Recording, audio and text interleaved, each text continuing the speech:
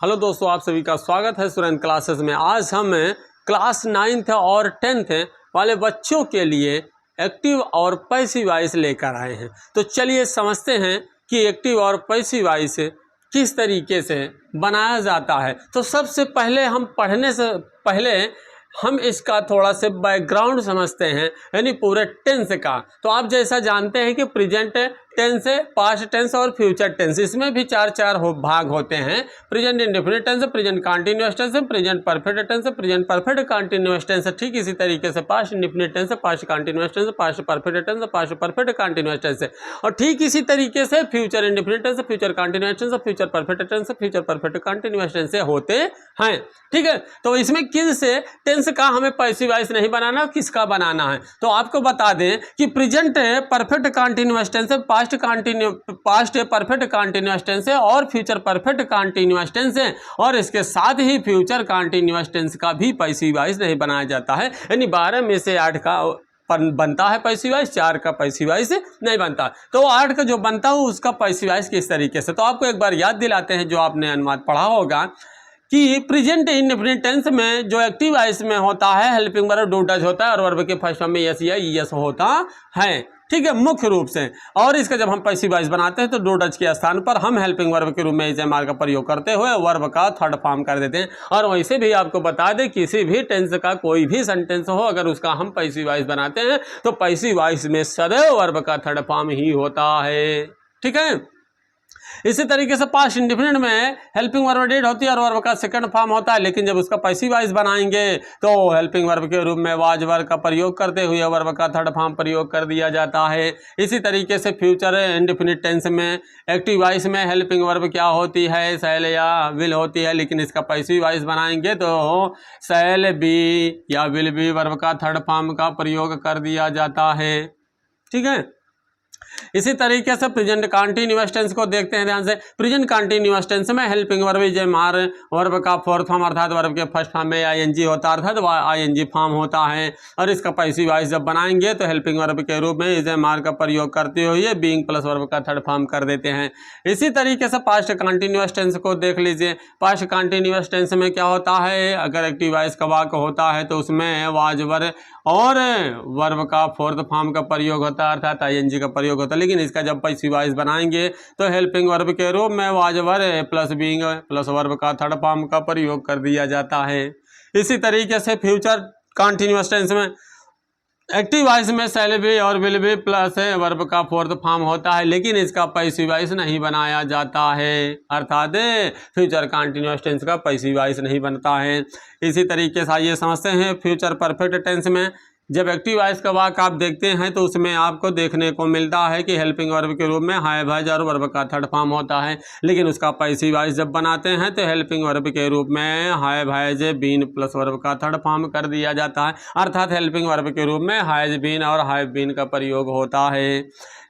Past perfect tense में इसी तरीके से आप देखते हैं एक्टिव वॉइस में हैड हेल्पिंग वर्ब के रूप में होता है, वर्ब का थर्ड फॉर्म होता है, लेकिन जब इसका पैसिव वॉइस बनाते हैं तो हैड बीन प्लस वर्ब का थर्ड फॉर्म हो जाता है।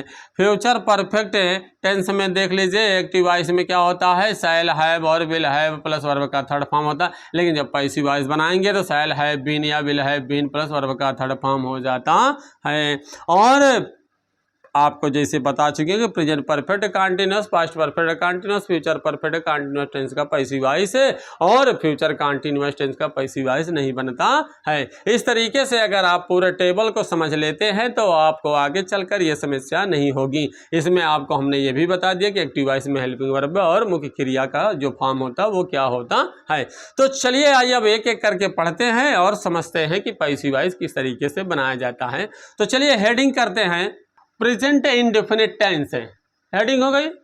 चलिए तो हम प्रेजेंट इंडेफिनिट टेंस में भी एक एक करके पढ़ेंगे, इकट्ठा अगर पढ़ा देंगे या पढ़ लेंगे तो समझ में नहीं आएगा। मतलब अफर्मेटिव, निगेटिव और इंट्रोगेटिव इस तरीके से थोड़ा अलग अलग समझेंगे तो ज़्यादा बेस्ट समझ पाएंगे। ठीक है, तो कोशिश करते हैं कि अलग अलग समझने का और अच्छे से बेहतर इसके कॉन्सेप्ट को क्लियर करने का। ठीक है, चलिए तो आपको बता दें प्रेजेंट इंडेफिनिट टेंस का हम अफर्मेटिव सबसे पहले पढ़ेंगे। क्या पढ़ेंगे, अफर्मेटिव सेंटेंस मतलब साधारण वाक्य, मतलब साधारण वाक्य। ठीक है, चलिए, तो सबसे पहले साधारण वाक्य, तो आप जैसा कि जानते हैं कि प्रेजेंट इंडेफिनिट टेंस का जो साधारण वाक्य होता है उसका स्ट्रक्चर किस तरीके से होता है, तो हम इसका स्ट्रक्चर सबसे पहले समझेंगे। ठीक है, तो बिना स्ट्रक्चर के आप नहीं कर पाएंगे। तो सबसे पहले हम एक्टिव वॉइस का स्ट्रक्चर समझेंगे। तो एक्टिव वॉइस में सबसे पहले आपने देखा होगा कि सब्जेक्ट होता है, फिर इसके बाद वर्ब का फर्स्ट फॉर्म होता है, और वर्ब के फर्स्ट फॉर्म में यस या ई एस होता है, फिर इसके बाद ऑब्जेक्ट होता है। अब आपको बता दें, जैसे हमने अभी आपको टेबल में बताया, चार्ट बना करके बताया, तो चार्ट में आपने ये देखा कि सहायक क्रिया के रूप में डू डज होता है, लेकिन आपको बता दें ये भी कि अफर्मेटिव सेंटेंस में डू डज नहीं दर्शाया जाता है। ठीक है, इस बात को ध्यान रखना। अब यहाँ पर आप देखेंगे कि ये एक्टिव वॉइस का सूत्र है। ठीक है, अब इसका जब हम पैसिव वॉइस बनाएंगे तो आपको एक चीज़ बता दें, यानी आप अपने तरीके से भी समझ सकते हैं कि जिसमें सब्जेक्ट की प्रधानता होती है वह वाक्य एक्टिव वॉइस कहलाता है, और जिसमें किसी के द्वारा अगर कोई कार्य किया जाता है अर्थात ऑब्जेक्ट की प्रधानता होती है तो वह पैसिव वॉइस कहलाता है। तो यहाँ पर आपको रूल बता दें कि कोई भी टेंस का सेंटेंस आप पैसिव वॉइस करते हैं तो उसमें एक खासियत ये होती है कि ऑब्जेक्ट सब्जेक्ट की जगह पे आएगा और सब्जेक्ट ऑब्जेक्ट की जगह पे जाएगा। ठीक है, इस बात को ध्यान रखना। तो ऑब्जेक्ट को हम सब्जेक्ट की जगह पे लाएंगे और इसी ऑब्जेक्ट के ही अनुसार यहाँ पर इज, आई एम, आर का प्रयोग हेल्पिंग वर्ब के रूप में किया जाएगा, और इसके बाद यहाँ पे वर्ब का कोई भी फॉर्म हो, पैसिव वॉइस में सदैव वर्ब का थर्ड फॉर्म हो जाता है। और इसके बाद हम सब्जेक्ट को जब ऑब्जेक्ट की जगह पर लाएंगे तो ज़्यादातर बाई लगाकर ही सब्जेक्ट लिखा जाता है, ज़्यादातर बाई लगा के सब्जेक्ट लिखा जाता है, लेकिन कहीं कहीं पर विथ का भी प्रयोग हो जाता है, इनका भी प्रयोग हो जाता है, टू का भी प्रयोग हो जाता है। बाई की जगह पे विथ का भी प्रयोग होता है, टू का भी प्रयोग होता है, इनका भी प्रयोग होता है, तो फ्रॉम का भी प्रयोग होता है। तो वो कहाँ होता है, कब होता है, उसे हम आपको लास्ट में बताएंगे जब आप एक्टिव वॉइस और पैसिव वॉइस पढ़ चुकोगे लास्ट में। ठीक है, चलिए, तो इस तरीके से अफर्मेटिव सेंटेंस की ये संरचना हुई कि एक्टिव वॉइस से पैसिव वॉइस किस तरह से बनाना है। और अगर आप सूत्र की अर्थात संरचना को अध्ययन कर लेते हैं, समझ लेते हैं, तो उसके एग्जाम्पल को सॉल्व करने में, मतलब एक्टिव वॉइस से पैसिव वॉइस बनाने में समस्या नहीं होती है। तो चलिए आइए एग्जाम्पल के माध्यम से समझते हैं। जैसे मान लीजिए दिया है कि he writes a letter, he writes a letter, वह पत्र लिखता है। हिंदी नहीं आती मारो गोली, इतना तो पता है कि अगर हिंदी नहीं आती तो और बेस्ट है, सबसे ज़्यादा बेहतर है, लेकिन नहीं भी आती है, जिसको नहीं भी समझ पाते, तो सिंपल सा तरीका है कि अगर कोई भी वाक्य एक्टिव वॉइस में दिया हो प्रेजेंट इंडेफिनिट टेंस का, ठीक है, तो जैसे हम यहाँ प्रेजेंट इंडेफिनिट टेंस का साधारण वाक्य पढ़ रहे हैं, तो साधारण वाक्य का पैसिव वॉइस बनाते समय हम करेंगे क्या, सबका रूल एक ही है क्या, कि सब्जेक्ट की जगह पे ऑब्जेक्ट आएगा, ऑब्जेक्ट की जगह पे सब्जेक्ट जाएगा, ये सब में रूल फॉलो होगा। ठीक है, लेकिन मुख्य बात ये है कि यहाँ पर हेल्पिंग वर्ब क्या होगी, तो आपको बताया गया कि प्रेजेंट इंडेफिनिट टेंस का जब हम पैसिव वॉइस बनाते तो उसमें helping verb is a mark होता है। ठीक है, तो यहाँ पे ऑब्जेक्ट कौन है, ये है कि ये है कि ये है, ये है ना, कुछ को ये भी नहीं पता कि ऑब्जेक्ट ये है कि ये है कि ये है, तो आप बिल्कुल एकदम अनजान की तरह अगर हो और एकदम अनजान की तरह समझना चाहते हो तो आप सीधी सी बात है, थोड़ा सा कंपेयर करिए कि ये शायद सब्जेक्ट है, ये फिर वर्ब का फर्स्ट फॉर्म है, ये फिर आ लेटर जरूर ऑब्जेक्ट है ना, इस तरीके से मिलाते हुए, तो इसका मतलब ये आ लेटर जो है यहाँ पे आएगा। और एक चीज़ ध्यान दें, यहाँ स्मॉल में तो यहाँ ये कैपिटल में हो जाता है, तो वो तो वाक्य का पहला अक्षर कैपिटल होता है, जैसा कि आप अच्छी तरीके से जानते होंगे। तो यहाँ पे हो जाएगा आ लेटर है। तो अब बोलिए आ लेटर क्या है, एक वचन है कि बहुवचन है, तो टेंस में हमने आपको पढ़ाया था, टेंस है जब हम पढ़ा रहे थे तो उसमें हमने आपको बताया था कि हिज इट नेम या एकवचन सब्जेक्ट के साथ है, इसका प्रयोग किया जाता है, यू बी दे या बहुवचन सब्जेक्ट के साथ आर का प्रयोग किया जाता है, और आई के साथ आई एम का प्रयोग किया जाता है। अगर आपने नहीं पढ़ा है तो हमने उस पर भी वीडियो बना रखा है, आप टेंस भी जा करके रिवीजन कर सकते हैं। ठीक है, टेंस का भी रिवीजन कर सकते हैं। चलिए, तो इसमें एक वचन इसलिए क्या हो जाएगा, हेल्पिंग वर्ब इज है, मैर में से कोई एक है, अर्थात इज है। फिर वर्ब का थर्ड फॉर्म, तो वर्ब कहीं विदेश से नहीं लाना, बाहर से नहीं लाना, जो यहाँ पे होगा उसी का थर्ड फॉर्म बनाना। तो यहाँ पे राइट है, तो राइट का थर्ड फॉर्म क्या होता है, राइट रोड रिटर्न, क्या होता है, रिटर्न। इसके बाद अगर कोई शब्द यानी कोई शब्द अगर बज भी जाता है कभी बाय द वे तो उसको वर्ब के बगल में लिख देते हैं, ठीक है। अर्थात कहने वाला सब्जेक्ट लास्ट में ही आएगा, सब्जेक्ट लास्ट में ही आएगा, तो बाय लगा के आप क्या कर देंगे, सब्जेक्ट को लिख देंगे। अब रही बात सब्जेक्ट को यहाँ पे हम ही लिखेंगे और कुछ लिखें, तो इसके लिए आपको बता दें, एकदम क्लियर बात है, ठीक है। तो अब बता देते तभी आपको यहाँ पे दिखाते हैं, ठीक है। समझना ध्यान से, साइड में थोड़ा से, अगर मान लीजिए एक्टिव वॉइस और पैसिव वॉइस, समझना ध्यान से, अगर एक्टिव वॉइस में, समझना, एक्टिव वॉइस में आप देख रहे हैं कि अगर यहाँ पे आई है तो पैसिव वॉइस में क्या हो जाएगा, मी, क्या हो जाएगा, मी। यहाँ पे अगर वी है तो यहाँ क्या हो जाएगा, आ से। अगर यहाँ पे यू है तो यहाँ क्या हो जाएगा, यू। अगर यहाँ पर ही है तो यहाँ पे क्या हो जाएगा, हिम। यहाँ पे सी है तो यहाँ पे क्या हो जाएगा, हर। यहाँ पे इट है तो यहाँ पे तो इट ही रहेगा, ठीक है। और यहाँ पे अगर दे है तो यहाँ पे देम हो जाएगा। मतलब आप समझ गए होंगे कि अगर एक्टिव वॉइस में ये शब्द मिलते हैं, सब्जेक्टिव वाले अगर वो ऑब्जेक्ट की जगह बजाते हैं तो उसका ऑब्जेक्टिव केस लिखा जाएगा। इस तरीके से आप समझ सकते हैं, ठीक है।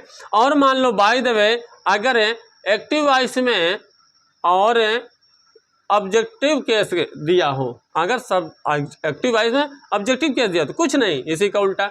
जैसे मान लीजिए मे दिया है, समझना, जैसे मे दिया है तो पैसिव वॉइस बनाते समय क्या हो जाएगा, आई हो जाएगा। मतलब समझना यहाँ पर ये जो शब्द है वो ऑब्जेक्टिव केस में है, ठीक है। और यहाँ पर ये बन रहा है सब्जेक्टिव केस में, ठीक है। और यहाँ पे एक्टिव वॉइस में क्या था, सब्जेक्टिव केस में था, और यहाँ पर क्या बन रहा है, ऑब्जेक्टिव केस में बन रहा है, ठीक है। ओसी ऐसी शॉर्ट में हमने लिख दिया, ठीक है। तो अगर ऑब्जेक्टिव केस में कोई चीज़ होता है, अगर प्रोनाउन की बात हो रही है, ठीक है, नाउन की बात नहीं हो रही, तो वह पैसिव वॉइस बनाते समय क्या हो जाएगा, सब्जेक्ट की जगह जाएगा तो आई हो जाएगा, ठीक है। और अगर मान लीजिए कि अस दिया है तो यहाँ पे वी हो जाएगा। अगर मान लीजिए यू दिया है तो यहाँ पे यू रहेगा।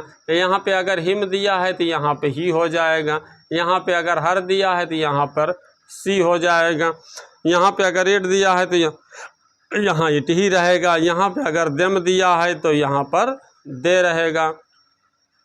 तो इस तरीके से आपने ये देखा कि अगर एक्टिव वॉइस में कोई भी शब्द सब्जेक्टिव केस में रहेगा तो पैसिव वॉइस बनाते समय वो ऑब्जेक्टिव केस में हो जाएगा। क्यों? क्योंकि अपने जगह भी तो बदलते हैं, सब्जेक्ट ऑब्जेक्ट जगह पे, ऑब्जेक्ट सब्जेक्ट की जगह पे आ रहा है, ठीक है। और अगर मान लो एक्टिव वॉइस में कोई ऑब्जेक्ट की जगह पे है तो पैसिव वॉइस में क्या हो जाएगा, सब्जेक्ट जगह पे आएगा तो सब्जेक्टिव केस में हो जाएगा। तो बोलो इसमें ही का क्या हो जाएगा, हिम। समझ में आई बातें? ही का क्या हो जाएगा, हिम। देख रहे हैं आप, ही है तो पैसिव वॉइस बनाते समय क्या हो गया, हिम, ठीक है। इस तरीके से आप समझ सकते हैं, ठीक है। जैसे एक आध एग्जाम्पल और देख लीजिए। जैसे ये दिया हो एक्टिव वॉइस में कोई वाक्य हो कि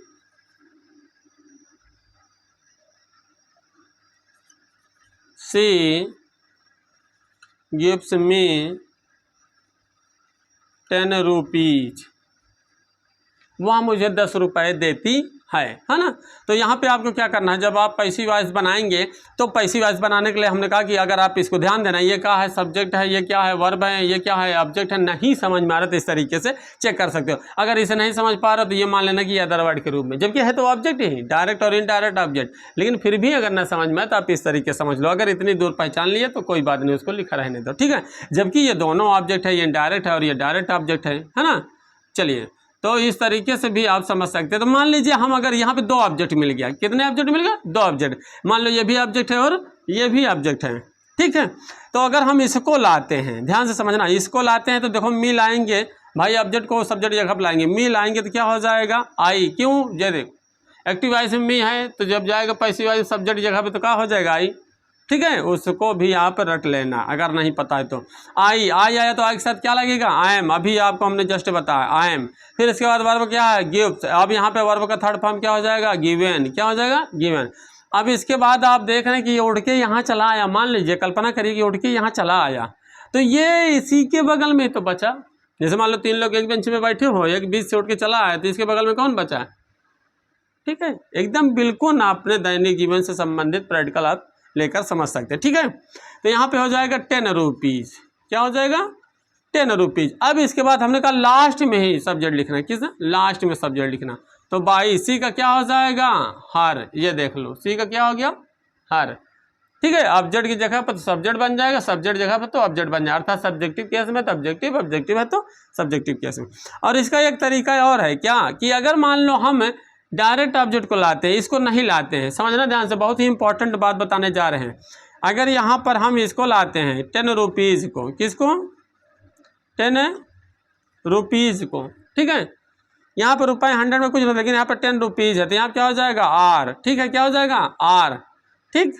अगर एक 10 रुपये का नोट है तब वो एक वचन माना जाता है, लेकिन यहाँ पर 10 रुपीज़ माना गया इसलिए बहुवचन, तो यहाँ पर क्या हो जाएगा 10 रुपीज़। अब गिव का क्या हो जाएगा गिवन, ठीक है, यानी हमने ऑब्जेक्ट को लाया यहाँ पे सब्जेक्ट की जगह पर, फिर इसके बाद हेल्पिंग वर्ब इसके अनुसार ही लगा, ठीक है, इसी के अनुसार लगेगा, इसके अनुसार ऑब्जेक्ट के अनुसार। अब यहाँ पे देख लीजिए क्या है, वर्ब का थर्ड फॉर्म किया। अगर आप डायरेक्ट ऑब्जेक्ट वाले को यहाँ लाते हैं और इनडायरेक्ट ऑब्जेक्ट वाला जो ऑब्जेक्टिव केस में शब्द होते हैं, अपनी भाषा में समझ लो, जो ऑब्जेक्टिव केस में शब्द होते हैं, अगर उसको हम वर्ब के बगल में पड़ा रहने देते हैं तो टू लगा के लिखा जाता है। क्या लगा के लिखा जाता है, टू लगा के लिखा जाता है, यही बात बताना था, ठीक है, टू लगा के लिखा जाता है, बाकी वही सब कुछ है, ठीक है, 22 का हर हो जाएगा। क्लियर। इस तरीके से हमने अफर्मेटिव सेंटेंस का एक्टिव वॉइस से पैसिव वॉइस बनाना सीखा। चलिए अब पढ़ते हैं इसका निगेटिव सेंटेंस।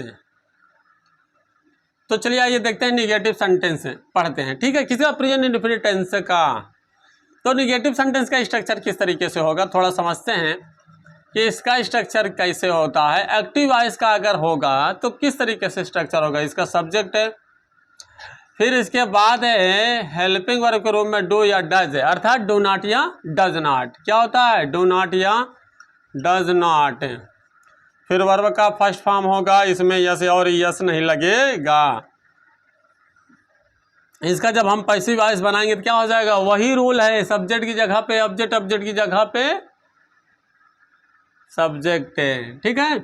चलिए तो यहाँ पे ऑब्जेक्ट लाएंगे, और आपको हमने इसके पहले जो टेबल शुरू में बताया था वो सब के लिए बताया था, कुछ भी हो, अफर्मेटिव हो, निगेटिव हो, इंटरोगेटिव हो, हेल्पिंग वर्ब के रूप में क्या होगा, इज एम आर का ही प्रयोग किया जाएगा, ठीक।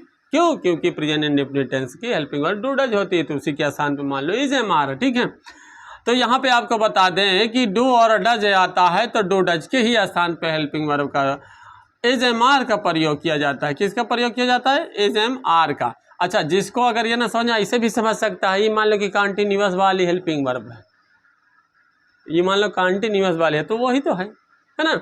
चलिए तो यहाँ पर क्या करेंगे, जब हमें निगेटिव सेंटेंस का यानी प्रेजेंट इंडेफिनिट टेंस का निगेटिव सेंटेंस होगा तो उसका पैसिव वॉइस बनाते समय हम क्या करेंगे, ऑब्जेक्ट को सब्जेक्ट की जगह पे लाएंगे और इसके बाद हेल्पिंग वर्ब के रूप में इज एम आर का प्रयोग करते हुए नॉट जैसे अपनी जगह पे उसी तरीके से नॉट का प्रयोग हो जाता है। और वर्ब का थर्ड फॉर्म हमने एक बार नहीं कई बार बताया कि पैसिव वॉइस में वर्ब का थर्ड फॉर्म ही होता है। और इसके बाद अगर कोई शब्द बचता है तो हमने अभी जस्ट अफर्मेटिव में वाले वाक्य से लेकर बताया कि वहाँ वही लिखा रहेगा। लास्ट में बाई सब्जेक्ट कर देंगे, क्या कर देंगे, बाई सब्जेक्ट कर देंगे, ठीक है, बाई सब्जेक्ट होगा। आइए एग्जाम्पल के माध्यम से समझते हैं। जैसे दिया है, ठीक है, क्वेश्चन देखते हैं। जैसे मान लीजिए दिया है कि I do not read a book, मैं किताब नहीं पढ़ता हूँ, मैं किताब नहीं पढ़ता हूँ, ठीक है। तो यहाँ देख आप पा रहे हैं कि एक्टिव वॉइस में, किस में, एक्टिव वॉइस में है। अब इसका पैसिव वॉइस बनाएंगे तो वही तरीका है भाई, चेक करो, सब्जेक्ट है डू नॉट डज नॉट में कोई एक है, ये वर्ब का फर्स्ट फॉर्म यहाँ पे ऑब्जेक्ट, इसका मतलब इसको लाना है यहाँ, मतलब इसको यहाँ लाना है। तो अगर नहीं आता जब तक तो आप ऐसे मिला करके समझ सकते हैं और पहचान सकते हैं कि ऑब्जेक्ट कहाँ है, ठीक है। और आ रहा है तो कोई प्रॉब्लम नहीं, सीधा ऑब्जेक्ट उठाओ, सब्जेक्ट जगह लाओ, तो क्या हो जाएगा, आ बुक, तो आ बुक एक वचन है तो यहाँ पे क्या हो जाएगा, इज है।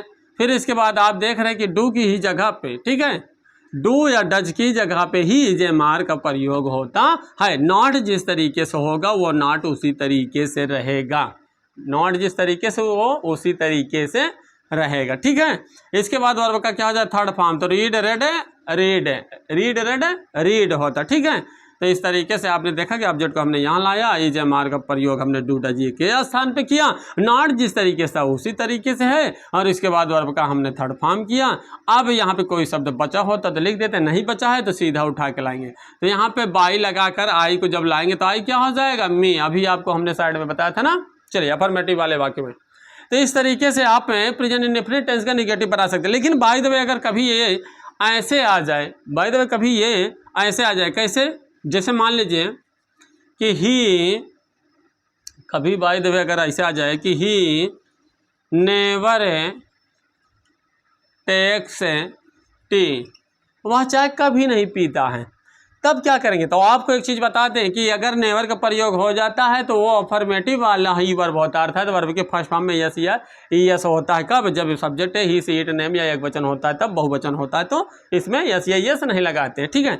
तो अगर कभी नेवर करके दे दे तो कोई समस्या नहीं है, अपने रूल पर आप पढ़ रहिए, मतलब अपने रूल के अकॉर्डिंग आपको करना है बस, और कुछ नहीं करना। क्या करना है भाई? सब्जेक्ट दिया है, यहाँ डू नॉट, डज नॉट की जगह पर अगर कभी नेवर दे दिया बाय द वे, तो यहाँ पे आप देख रहे हैं वर्ब के फर्स्ट फॉर्म में यस या यस दिया है, यहाँ ऑब्जेक्ट, तो तरीका क्या है? ऑब्जेक्ट को सब्जेक्ट जगह पे लाना है, ऑब्जेक्ट को सब्जेक्ट की जगह पे लाना है, तो ऑब्जेक्ट को क्या करेंगे? सब्जेक्ट जगह पे लाएंगे, इसके अनुसार ही हेल्पिंग वर्ब हम लगाएंगे। यहाँ पे टी के अनुसार इज हो गया, ठीक है, टी के अनुसार क्या हो गया? इज। अब इसका मतलब नहीं कि आर हो जाए, अब मान लो सोचो कि ये कप चाय है तो इज है, और एक बाल्टी है तो मानो आर है, एक केतली है तो आर, नहीं, ऐसी बात नहीं है। जो मटेरियल नाउन होते हैं, है ना, पेय पदार्थ जो चीज़ें होती हैं वो क्या होती है? चाहे इतना हो चाहे एक ड्रम हो, वो एक ही वचन होता है, ठीक है। तो यहाँ पे क्या हो गया? इज लगा, इज है, मार का प्रयोग। अब यहाँ पे आप देख रहे हैं कि डू डज दिखाई नहीं दे रहा, लेकिन इसकी हेल्पिंग वर्ब अफर्मेटिव में डू डज होता है क्या? नहीं होता था ना, तब भी देखो उसमें डू डज होता है ना, हेल्पिंग वर्ब होता है, ठीक है। कहाँ समझते हैं? ये वर्ब से कि यहाँ पे टेक्स लगा मतलब डज है, यस या यस है तो मानो डज है, ठीक है। तो आप अगर इतना नहीं समझ पाते तो इतना समझ लो कि प्रेजेंट इंडेफिनिट टेंस का अगर हम पैसिव वॉइस बनाएंगे तो पैसिव वॉइस में हेल्पिंग वर्ब इज मार होता है, बस, ठीक। अगर कभी डू नॉट या डज नॉट जगह हम नेवर आ जाए तो नॉट की ही जगह पे नेवर का प्रयोग कर दिया जाता है। किसके? नॉट की जगह किसका प्रयोग कर दिया जाता है? नेवर का प्रयोग कर दिया जाता है। बाकी रूल वही है वर्ब का थर्ड फॉर्म, तो टेक, टूक, टेकन, ठीक है। बाई लगा करके आप यहाँ सब्जेक्ट को लिख दो तो ही का क्या हो जाएगा? हिम। तो कभी अगर डू नॉट या डज नॉट की जगह पर नेवर आ जाए तो इज मार के बाद नॉट की जगह पर नेवर का प्रयोग कर देना है, ठीक है। चलिए, तो अब इस तरीके से हमने प्रेजेंट इंडेफिनिट टेंस का निगेटिव वाले वाक्य का पैसिव वॉइस से पढ़ा। तो चलिए अब हमें पढ़ते हैं इंट्रोगेटिव सेंटेंस। तो हम प्रेजेंट इंडेफिनिट टेंस का क्या पढ़ेंगे? इंट्रोगेटिव सेंटेंस का यस या नो टाइप क्वेश्चन का पैसिव वॉइस पढ़ेंगे, ठीक है। आइए समझते हैं कि इंट्रोगेटिव सेंटेंस में दो चीज़ें होती हैं, यस नो टाइप क्वेश्चन होता है और डब्ल्यू एच टाइप क्वेश्चन होता है। तो सबसे पहले हम यस या नो टाइप क्वेश्चन को समझते हैं, ठीक है। तो इसका स्ट्रक्चर क्या होगा? तो इसकी संरचना सूत्र ये होगी कि अगर एक्टिव वॉइस में आपने देखा होगा, एक्टिव वॉइस में आपने देखा होगा प्रेजेंट इंडेफिनिट टेंस का कि उसमें सबसे पहले शुरू में डू या डज होता है। क्या होता है? डू या डज। फिर इसके बाद क्या होता है? सब्जेक्ट होता है। फिर इसके बाद वर्ब का फर्स्ट फॉर्म, इसके बाद ऑब्जेक्ट है। लेकिन याद रहे वहाँ पे क्वेश्चन मार्क होता है लास्ट में, ठीक है। अगर अदर वर्ड आ जाता है तो वो अपनी जगह पे लिखा रहता। जब इसका हम पैसिव वॉइस बनाएंगे तो एकदम सरल तरीका है, डू डज की जगह पे इज मार। अगर इतना नहीं समझ में आता, सीधी इतनी बात है कि आप प्रेजेंट इंडेफिनिट टेंस में देखेंगे तो हेल्पिंग वर्ब डू डज होता है, और उसका पैसिव वॉइस बनाएंगे तो पैसिव वॉइस में हेल्पिंग वर्ब इज मार होता है, ठीक है। और यस या नो टाइप क्वेश्चन का मतलब यही होता है कि हेल्पिंग वर्ब से वाक्य की स्टार्टिंग, हेल्पिंग वर्ब से वाक्य की स्टार्टिंग, ठीक है। तो यहाँ क्या हो जाएगा? Is am are. फिर इसके बाद तरीके वही हैं, जो हेल्पिंग वर्ब जहाँ है जैसे है वो वैसे वहीं रहेगा, लेकिन तरीका यही है, सब्जेक्ट की जगह पे ऑब्जेक्ट आएगा, सब्जेक्ट की जगह पे ऑब्जेक्ट आएगा, वर्ब का थर्ड फॉर्म हो जाएगा। अगर कोई शब्द बचा है तो लिख लेंगे, नहीं बचा है तो सब्जेक्ट उठकर यहाँ आ जाएगा। कोई समस्या नहीं? चलो अच्छा, ठीक है। इस तरीके से आप समझ सकते हैं कि सब्जेक्ट की जगह पे ऑब्जेक्ट आएगा, ऑब्जेक्ट की जगह पे सब्जेक्ट जाएगा, वर्ब का थर्ड फॉर्म हो जाएगा, बाकी हेल्पिंग वर्ब जहाँ रहेगी वही हेल्पिंग वर्ब पैसिव वॉइस में भी रहेगा, ठीक है। एक्टिव वॉइस में जैसे हेल्पिंग वर्ब का स्थान होता है वैसे पैसिव वॉइस में भी उसका स्थान वही होगा। अब इसका मतलब नहीं यहाँ पे हेल्पिंग वर्ब यहाँ है तो इसका हेल्पिंग वर्ब यहाँ हो जाएगा, नहीं, ऐसी बात नहीं है, ठीक है। चलिए एग्जाम्पल से समझते हैं। जैसे दे दिया डू यू बाई वेजिटेबल से, क्या तुम सब्जियां खरीदते हो? क्या भूखन मरते हैं क्या? है ना, भूखे थोड़ी मरते, खरीदते थे। चलिए, तो यहाँ पे देखिए पैसिव वॉइस बनाना है ना। वो तो सभी लोग खरीदते हैं, लेकिन यहाँ क्वेश्चन की जो रही बात कि क्या तुम सब्जेक्ट खरीदते हैं, नहीं समझ में आता हमारे गोली। यहाँ पे देखिए डू डज में कोई एक है, यहाँ पे सब्जेक्ट है, यहाँ पे वर्ब है, यहाँ पे ऑब्जेक्ट है, मतलब यहाँ ऑब्जेक्ट को लाना है। याद रहे ये ऑब्जेक्ट के ही अनुसार इज मार्क का प्रयोग किया जाएगा। तो पहले से सोचो कि जो यहाँ पे ऑब्जेक्ट है वो एक वचन में कि बहुवचन में, तो सोच लो तो उनमें से कोई एक लिख तो लेंगे ना, तो वहीं पे सोच लो, ठीक है। लाने से पहले ही, जैसे कोई चीज़ अगर लाते तो उससे पहले ही सोच ले तो कहाँ ये बेटर रहेगा कि नहीं बेटर रहेगा, अच्छा रहेगा कि नहीं अच्छा रहेगा, है ना। इसी तरीके से अगर एक्टिव वॉइस से पैसिव वॉइस बनाते हो तो खासकर आपको बताते हैं क्वेश्चन वर्ड में, तो वहीं से आप सोच लोगे एक वचन है कि बहुवचन। तो हम यहाँ पे देख पा रहे हैं वेजिटेबल से बहुवचन, इसका मतलब यहाँ आएगा तो इसके अनुसार क्या लगेगा, आर लगेगा।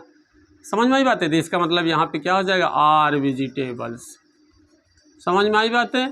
पहले से ला लोगे तब सोचोगे तो गलत हो जाएगा, तो पहले से सोच लोगे एक वचन में, एक बहुवचन में, एक वचन में तीज है, बहुवचन में तो आर है, अगर आई है तो, है ना, यानी मी है तो वहाँ पे तो ज़रूर आई होगा यहाँ पे आके। तो इस तरीके से पहले सोच लिया करिए, तब इसके बाद हेल्पिंग वर्ब डिसाइड करिए और हेल्पिंग वर्ब लिखते हुए उसको लिख देना है, ठीक है। तो यहाँ पे आप देख रहे हैं कि हमने ऑब्जेक्ट को सब्जेक्ट की जगह पे लाया और लाने के साथ साथ हमने हेल्पिंग वर्ब को भी डिसाइड करके लिख दिया। इसके बाद वर्ब का थर्ड फॉर्म होगा तो बाई का क्या होता है, बाट, BOUGST, ठीक है, बाट।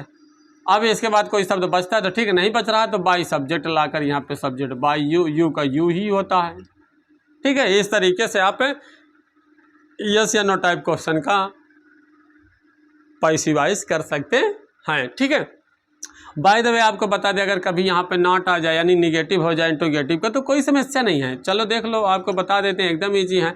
जैसे मान लीजिए अगर इस तरीके से दे दें, ठीक है, जैसे दिया है डज, है ना, नॉट, फिर यहाँ पे दिया है रीड द न्यूज़पेपर, कोई दिक्कत नहीं, ठीक है, बिना स्ट्रक्चर के बताते हैं, ठीक है, बिना संरचना सूत्र के समझो, सीधी सी बात है। सब कुछ वही है, डू डज में कोई एक है, सब्जेक्ट है, फिर यहाँ पे वर्ब है, फिर यहाँ पे ऑब्जेक्ट, सब है, बस फर्क इतना है कि सब्जेक्ट का। तो यार क्या दिक्कत है, अगर एक्टिव वॉइस में सब्जेक्ट के बाद नॉट है तो पैसिव वॉइस में भी सब्जेक्ट के बाद नॉट पड़ा रहने दो। मतलब समझ रहे हो, अपनी भाषा में समझ सकते कि अगर सब्जेक्ट के बाद नॉट है तो उसी तरीके से नॉट जहाँ पड़ा वहीं पड़ा रहने दो, कुछ नहीं करना, ठीक, कुछ करना ही नहीं है, उसकी ओर देखना ही नहीं है, मान लो। तो आप क्या करेंगे, देखो ऑब्जेक्ट है, ये कहाँ है आपका ऑब्जेक्ट है, देख रहे हैं, मिला लीजिए, ये डू डज है, यहाँ पे सब्जेक्ट है, इसके बाद नाटा पड़ा रहने दो, वर्ब का फर्स्ट फॉर्म ये ऑब्जेक्ट है। ऑब्जेक्ट को लाएंगे तो लाने से पहले हमने कहा सोचो द न्यूज़पेपर, एक वचन है, एक वचन है तो क्या हो जाएगा यहाँ पे इज, ठीक है, तो यहाँ क्या हो जाए इज द न्यूज़पेपर, ठीक है, न्यूज़पेपर। आपने क्या किया, आपको सिर्फ करना क्या है, ऑब्जेक्ट को सब्जेक्ट की जगह पर लाना, उस सब्जेक्ट उठा के वहाँ रख दो, जो जहाँ पड़ा है जैसे पड़ा रहने दो। नहीं, आप समझिए यहाँ पर क्या है, इसके बाद अब ये उठ के चला गया, ये इसकी जगह पर, तो सिर्फ ये उठ के गया और ये आ गया इसकी जगह पे, देख रहे ना, ये उठ के चला गया, जा रहा, ये इसकी जगह पर आ गया, नॉट जैसे है वैसे पड़ा है, पड़ा रहने दो, ये देखो, है ना। वर्ब का थर्ड फॉर्म कर दो, रीड रेड रीड, हो गया। अब ऑब्जेक्ट इज अपनी जगह, यानी ऑब्जेक्ट कोई जगह पे आ गया, यानी ऑब्जेक्ट सब्जेक्ट जगह पाया और सब्जेक्ट ऑब्जेक्ट जगह जाएगा तो बाई हिम, क्या प्रॉब्लम है, कोई प्रॉब्लम है का, यानी नॉट जहाँ पड़ा है वैसे पड़ा। मतलब कहने का तात्पर्य यह है कि एक्टिव वॉइस में सब्जेक्ट के बाद नॉट रहता है और पैसिव वॉइस में ऑब्जेक्ट के बाद नॉट रहेगा, बस, ठीक है। यानी कहने वाला वो अपना जगह बदल लिए, बाकी नॉट जैसे पड़ा है वर्ब से ठीक पहले वैसे वर्ब से ठीक पहले पड़ा रहे, ठीक। कभी अगर आ जाए तो कन्फ्यूजन में मत रहने की नॉट आ गया तो आप सर कैसे करें, तो आपको हमने बता दिया, ठीक है। चलिए तो अब हम इसका पढ़ते हैं WH type question, WH type question. तो चलिए हम प्रेजेंट इंडेफिनिट टेंस का WH टाइप क्वेश्चन का देखते हैं पैसिव वॉइस किस तरीके से बनाया जाता है। तो सबसे पहले इसकी संरचना सूत्र सुन लीजिए। एक्टिव वॉइस में क्या होता है, सबसे पहले क्वेश्चन वर्ड होता है, फिर इसके बाद डू या डज होता है, फिर इसके बाद सब्जेक्ट होता है, सब्जेक्ट के बाद वर्ब का फर्स्ट फॉर्म, फिर ऑब्जेक्ट अदर वर्ड जो भी होता है वो लिखा रहता है उसी तरह, ठीक है। ऑब्जेक्ट सिर्फ आता है सब्जेक्ट जगह, बार बार यही बताने का प्रयास कर रहे हैं कि भैया सब्जेक्ट आएगा ऑब्जेक्ट की जगह पे, ऑब्जेक्ट आएगा सब्जेक्ट जगह पे। इसका जब पैसिव वॉइस बनाएंगे तो क्वेश्चन वर्ड जहाँ है वो क्वेश्चन वर्ड वहीं रहेगा। डू डज की जगह पे इज एम आर का प्रयोग हो जाएगा, इज एम आर का प्रयोग हो जाएगा, ठीक है। अब तरीका वही है सब में कि सब्जेक्ट जगह पे ऑब्जेक्ट आएगा और ऑब्जेक्ट की जगह पे सब्जेक्ट जाएगा, लेकिन वर्ब के फॉर्म को डाकते हुए यहाँ फर्स्ट फॉर्म था, यहाँ थर्ड फॉर्म हो जाएगा। इसके बाद कोई अगर शब्द बचता है तो लिख लेंगे, नहीं बचता है तो डायरेक्ट बाई लगा करके सब्जेक्ट लिख देते हैं, कोई समस्या नहीं है। तो फिर किस बात की समस्या, सबसे बड़ी समस्या यही समस्या कि ये आता ही नहीं समझ में, तो है ना। तो वही समझाने के लिए, उसी समस्या को दूर करने के लिए हमने आज सोचा कि कक्षा 9 और 10 वाले बच्चों के लिए एक्टिव और पैसिव वॉइस लेकर चलते हैं। ठीक है, तो आइए समझते हैं। जैसे दिया है क्वेश्चन, जैसे मान लीजिए दिया है कि why does he sell his bike, है ना, छोटा सा क्वेश्चन कि वह अपनी बाइक क्यों बेचता है। ठीक, ये एक्टिव वॉइस में है, ये किस में है, एक्टिव वॉइस में। इसका हम क्या बनाएंगे, पैसिव वॉइस बनाएंगे। इसका हम क्या बनाएंगे, पैसिव वॉइस बनाएंगे। तो पैसिव वॉइस बनाएंगे तो हमने क्या कहा, क्वेश्चन वर्ड जहाँ है वहीं रहने दीजिए, डू डज की जगह पर इज मार्क का प्रयोग हो जाएगा। लेकिन सोचो, वहीं पे हमने कहा सोच लो, वहीं पे आपका ऑब्जेक्ट एक वचन में है तो ये जो बहुवचन में है तो आर अगर आई है तो यहाँ पे मी है तो आई हो जाएगा, तो वहाँ पे आई एम। ठीक है, तो कहने वाला हमने देखा हिज बाइक हमने वहीं सोच लिया कि हिज बाइक क्या है, एक वचन है तो एक वचन का यहाँ पे ऑब्जेक्ट आएगा, तो इन तीनों में से क्या लगेगा, एज। इसका मतलब डू डज की जगह पे आप एज हो गया। ठीक है, एज एम में से एज हो गया, किसके अनुसार, हिज बाइक के अनुसार। तो यहाँ पर क्या हो जाएगा, हिज बाइक। तो क्या हुआ, वाई इज हिज बाइक। तो समझ में आई बात है। कैसे हम करते हैं कि यहाँ पर ऑब्जेक्ट लाएंगे जब सब्जेक्ट यहाँ पर, सीधी सी बात है भाई, इसके अनुसार ही यहाँ पे हेल्पिंग वर्ब लगती है। तो हम क्यों ना पहले से ही सोच ले कि यहाँ एक वचन है कि बहुवचन है ना। तो हमको आसान रहता है और आसान हो पड़ता है इज एम आर को डिसाइड करने में, चूज करने में। ठीक है, तो इसलिए हमने इसको सब्जेक्ट की जगह लाया। सब्जेक्ट जगह लाने के बाद देख रहे हैं वर्ब क्या है, सेल। सेल का क्या हो जाएगा, थर्ड फॉर्म सोल्ड है। ठीक है, अगर कोई शब्द बचता है लिख लेते, नहीं बचता है तो बाई लगा के सब्जेक्ट लिखो, तो बाई लगा के हम सब्जेक्ट ले जाएंगे। तो बाई हिम, क्या हो गया, बाई हिम। कोई समस्या इसमें नहीं होनी चाहिए। ठीक है, कोई समस्या नहीं होनी चाहिए। अच्छा, एक तरीका और बता दे, इसमें सब कुछ है, वाई है, व्हेन है, व्हाट है, हाउ है, कुछ भी है नहीं, कब क्यों कैसे कहाँ क्या करके आदि प्रश्नवाचक शब्द आता है तो उसका अलग अनुवाद आपने पढ़ा होगा। और कौन प्रश्नवाचक शब्द लगाकर अगर क्वेश्चन पूछते तो उसका स्ट्रक्चर कुछ अलग होता था, इसलिए आपको उसका भी पैसिव वॉइस अलग से पढ़ना है। समझ में आई बातें। तो चलिए समझते हैं, अगर कौन प्रश्नवाचक शब्द की अर्थात हो क्वेश्चन वर्ड से कोई वाक्य की स्टार्टिंग हो तब कैसे करेंगे। ठीक है, तो स्ट्रक्चर समझते हैं और उसको भी पढ़ते हैं। तो आपको बता दें, अगर मान लीजिए कि हु से स्टार्टिंग होती, तो हमने आपको टेंस में पढ़ाया था कि हु सदैव सब्जेक्ट की जगह पे लिखा जाता है, और जब सब्जेक्ट की जगह पे लिखा जाएगा तो उसका अनुवाद बिल्कुल अफर्मेटिव सेंटेंस की तरह ही किया जाता है, लेकिन वाक्य आपका जो रहेगा वो इंट्रोगेटिव ही रहेगा। ठीक है, तो उसका स्ट्रक्चर इस तरीके से। और देखो अन्य क्वेश्चन वर्डों का स्ट्रक्चर इस तरीके से, मैंने अन्य क्वेश्चन वर्ड क्या होते हैं, जो भी होते हैं उनके बाद हेल्पिंग वर्ब डू डज होती थी, है ना। आपने यही सीखा था, हमने टेंस में यही पढ़ाया था आपको। ठीक है, लेकिन अगर हु प्रश्नवाचक शब्द है, अर्थात कहने का मतलब है कि अगर हु से स्टार्टिंग होती तो आपको हमने पढ़ाया था कि कौन प्रश्नवाचक शब्द आता है तो उसकी अंग्रेजी सब्जेक्ट की जगह पे रखते हो या अफर्मेटिव सेंटेंस की तरह अनुवाद करते हैं। तब फिर क्यों नहीं मानते हो कि इसका स्ट्रक्चर यही होगा, है ना। चलिए, तो यहाँ पर पैसिव वॉइस इसका जब बनाएंगे तो बड़ी विडम्बना वाली बात है, यहीं पे समझना है बस। डब्ल्यू टाइप क्वेश्चन में ये सब आसान है, लेकिन इतना ही थोड़ा समझना है। अगर समझ गए तो एकदम आसान, नहीं समझे तो उससे भी बड़ा आसान, क्यों पढ़ना ही नहीं पड़ेगा। अरे तो भाई समझ गए तो आसान, नहीं समझे तो उससे भी बड़ा आसान, क्यों भाई पढ़ना ही नहीं पड़ेगा। नहीं, ऐसी बात नहीं है, ऐसी फीलिंग है तो धिक्कार है फिर पढ़ना। चुल्लू भर पानी में डूब मर जाओ, लेकिन पढ़ाई जो है छोड़ दो फिर, और का जब नहीं आता कुछ। तो आपको बता दें हु सदैव सब्जेक्ट की जगह पर होता है, तो आपको बता दें यह क्वेश्चन वर्ड की तरह नहीं बल्कि सब्जेक्ट की तरह ही ये परिवर्तन होता है इसका। तो आपको बता दें तो ठीक है, कोई बात नहीं, ये क्वेश्चन वर्ड का भी अर्थ है और सब्जेक्ट के भी अर्थ में है, अर्थात एक वचन सब्जेक्ट के अर्थ में है और क्वेश्चन वर्ड के भी अर्थ में है, लेकिन क्वेश्चन वर्ड के अर्थ में होने के साथ साथ सब्जेक्ट की जगह पे लिखा है। तो यहाँ पर अगर क्वेश्चन वर्ड की तरह इसको यहाँ पर रखते हैं तो ये कहते हैं नहीं भाई हम सब्जेक्ट के अर्थ में हैं, हमको वहाँ बाई लगा के चाहिए। तो ये ठीक है, कोई बात नहीं, सब्जेक्ट की जगह पे ऑब्जेक्ट को लाना है, वही रूल होता भाई, रूल तो वही है। तो यहाँ ऑब्जेक्ट को हम यहाँ सब्जेक्ट की जगह पर लाते, कहते चलो तुम वहाँ जाओ, तो कहता है नहीं भैया हम क्वेश्चन वर्ड के रूप में। तो देख लो, ये तो वही वाली बात है, अपने मन का कर रहा है ना, न तो उधर जा रहा है न तो इधर यहाँ रह ही रहा है। तो कहने का मतलब इसका ये है कि हम क्वेश्चन वर्ड के अर्थ में हैं लेकिन सब्जेक्ट के स्थान पे है, समझना ध्यान से। तो क्वेश्चन वर्ड के अर्थ होने के नाते हम क्वेश्चन वर्ड पे रहेंगे, लेकिन सब्जेक्ट के भाव में होने के कारण सब्जेक्ट की तरह बदले जाएंगे। तो सब्जेक्ट की तरह बदले जाएंगे का मतलब होता है यहाँ पर होगा बाई होम, बाई होम, क्योंकि हु का ऑब्जेक्टिव केस क्या होता है, होम होता है। तो यहाँ बाई होम बदल गया इसका, वह बाई होम यानी सब्जेक्ट के भाव में होने के नाते सब्जेक्ट की तरह इसको बदल दिया। और जब बदल दिया गया तो अब कहता है नहीं भैया हम क्वेश्चन वर्ड की जगह पे रहेंगे, क्वेश्चन वर्ड की ही जगह पर। जब क्वेश्चन वर्ड की जगह पर रहेंगे तो नकल करो, क्वेश्चन वर्ड की जगह पर रहेगा तो कर आपको नहीं, हम क्वेश्चन वर्ड ही हैं बस, अब सब्जेक्ट अब नहीं है। तो क्वेश्चन वर्ड से नकल करो कि अगर क्वेश्चन वर्ड है तो इसके बाद क्या चाहिए, helping verb is am are चाहिए, इज एम आर चाहिए। के बाद फिर क्या चाहिए, एक्टिव वॉइस का ऑब्जेक्ट चाहिए। इसके बाद क्या चाहिए, वर्ब का थर्ड फॉर्म चाहिए। इसके बाद क्या चाहिए, बाई सब्जेक्ट। तो यहाँ तो बदले नहीं गया, तो बाई सब्जेक्ट किस लिए, ठीक है, क्वेश्चन मार्क।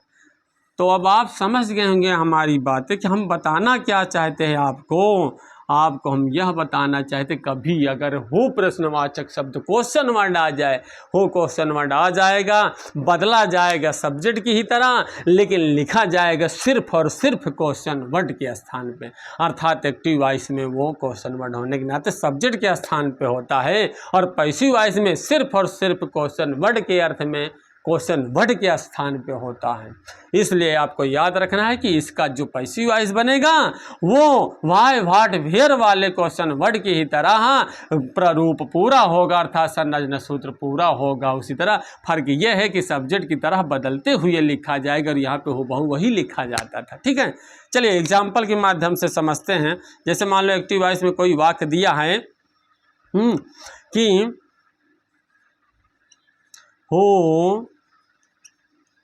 टीच से यू